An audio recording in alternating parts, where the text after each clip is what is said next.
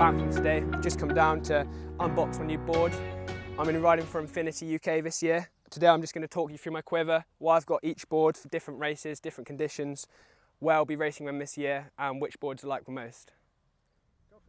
So last year I got the Dugout Whiplash, 21 wide. It's hollow as well. It's a really nice board, super fast, lots of glide. Best board in the business really for flatwater racing. It's absolutely amazing. Nothing to say about that in any bad means. Then we've got the Flatdeck Blackfish, 23 wide, super stable, really nice in and out of the surf as well. I was using this on the APP World Tour because it's a bit more stable for me because it's 23 wide. I was a bit heavier last year. I was a bit more muscly and not quite so fit, so that's why I kind of went with the wider board. This year though, I've gone with the 21.5 Dugout because I'm feeling a bit more confident in my international racing. So hopefully I'll be able to get on some fast guys drafts on this board, and it'll be a bit more stable in the choppy conditions because I'm closer to the water with the Dugout kind of layout. And then I'm still going to be using the other two boards. They all come in, they work together to make me the best paddler I can possibly be. This board's more for flat water racing in the UK. Maybe I'll take it to some lake races. There's a race in Sweden that I'm going to, an ICF World Cup race. I think this is really going to come into its own because it's going to be nice and fast in the flat water. And then the 23 Flatdeck, I'm going to be kind of just using in the surf races now and the flat water sprints because it's got such good acceleration and it just punches in and out of the surf really nice. And then the new boards is, like I say, it's going to be really good for the Euro Tour races, the ICFs in Thailand hopefully, and the APP World Tour in Portugal, just for that ocean racing, upwind, downwind, through the surf. It's just going to be amazing.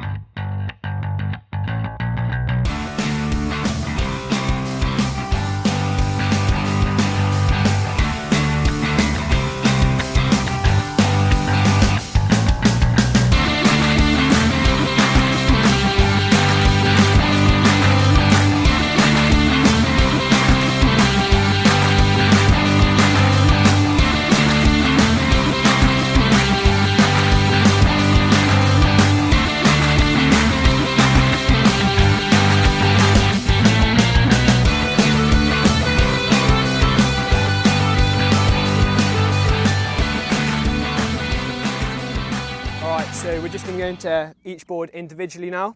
I'm going to start with the 21 wide Dugout Hollow Whiplash. It's an amazing board. It's got a really nice sharp pointy nose, so it really just slices through the water quite nicely. And then going on to the underneath, you've got a concave under there. That just helps with the lift. And the board's so floaty, also because it's obviously hollow, so you've got nice float. It returns the energy, super nice. Coming into the middle of the board, you've got quite a deep dugout, so you're nice and low to the water, and you can see underneath the rails it's kind of cut out, so it makes the standing area nice and wide, really stable once you get used to it. Then coming round to the tail, you can see just there, it's a very interesting tail shape, very unique.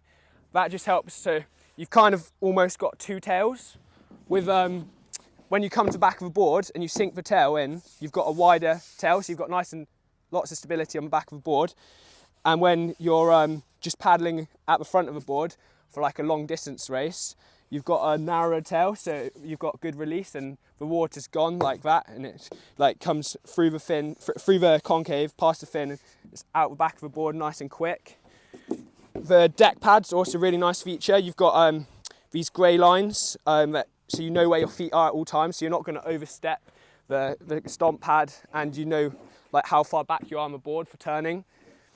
Coming back to the front of the board, you've got a good range of handle choices. You can have handles on the sides, so beach starts, one in the middle just for carrying it around. You can have them at different heights up the board, if whatever you find most comfortable, so you could have a staggered handle start if you want. And you've got some good drainage holes, so the water, if any water comes into the board, it will drain straight out. But there is actually, it's designed quite nice that the water runs off the sides before it gets into the dugout, so you don't have to worry about the board filling up with water. We've got a GoPro mount at the front that can be used as a drinks bottle holder as well. You can get different adapters for that. A leash plug up here, so you can have a leash at the front or the back of the board, depending what's your favourite positioning for the leash. And yeah, that's pretty much it on this board. It's a lovely board. and I'm going to be using it for the long distance races this year, flat water mostly, maybe some flat water tech races. We'll see what it's like in Thailand. If there's a flat water race there, we'll be using that board there. Nice, so we're moving on to the Flatdeck Blackfish. 23 wide, nice and stable. This is my go-to board. It's a bit beaten up because I've been using it lots. I've been racing it across Europe, training on it lots at home. Like, it's perfect for where I live. We've got lots of waves, lots of wind, so it's super good for the beach breaks, getting out through the surf. Oh, you've got a streamer in the background, so sorry for the background noise, but yeah, it's a bit dinged up really because I've been using it so much, but that just shows how much I love it. It is really probably one of my favourite boards in the range. Lots of volume in the nose, so you can catch the bumps really nicely. It's got a planing hull, so lots of flat water speed, like really quick acceleration, compared to the Whiplash, which is kind of a more steady, constant speed. Like, you're really good glide, you don't have to put any effort in. With this, you're putting a bit more effort in, but it gets up to speed a lot quicker. It just doesn't hold it quite as well as the Whiplash. I mean, it's amazing, like, especially if you're trying to get out through like big waves in like a technical race. Good at like Battle of the Paddle or the Pacific Paddle Games. Coming to the hull again, you've got another concave, slightly sharper, less rounded rails in the standing area compared to the Whiplash. So it's a lot better in the open water. I've got a condor on it, the Black Project fin. It's super nice, nice and small, so it turns really nicely in technical racing.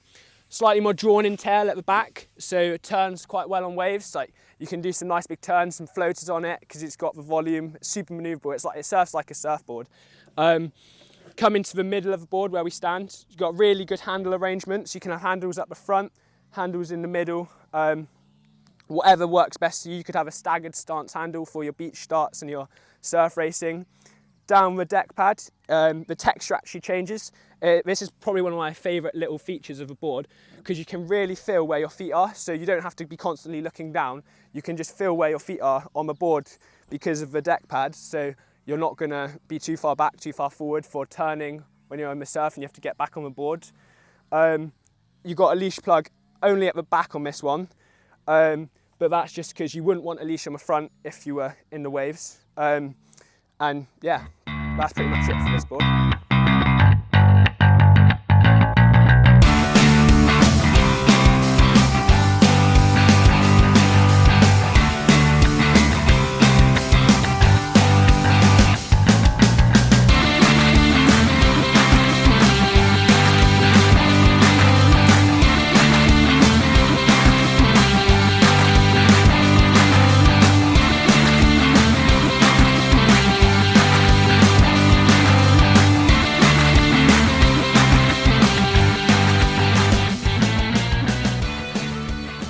So moving on to the dugout, it's a bit narrower.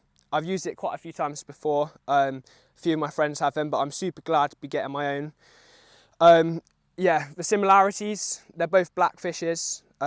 They've both got similar handle arrangements, but there are some major differences that we have to focus on. It's got a bit more volume in the nose, so it's best for like downwinding, punching through chop. Slightly pointier nose as well. So it's not going to be slapping down over waves quite so much, it's more going to be like punching through them. But again, it has got the planing hull, so it's going to have super fast acceleration on the flat water, really good for sprints, flat water technical. Super good for turning, like the Flatdeck. A bit more stable, I'd say, in the middle of the board, just because you're closer to the water, and it's got very similar underneath to the Flatdeck. One of the other big differences is the drainage holes. So if any water comes in the board, if you're in the waves, if you're in like choppy conditions, it's just going to drain straight out with Infinity's like drainage holes. Super good. Again, very nice handle arrangement, so you can have staggered handles for your beach starts and beach racing, handles at the front for running your board up the beach if you need to. Leash plug at the front and the back on this one, so you can have your like preferred leash set up. Yeah, that's pretty much it. Nice, so these are the boards from Infinity that I'm going to be riding this year. I hope the video has been useful, and yeah, that's pretty much it for today.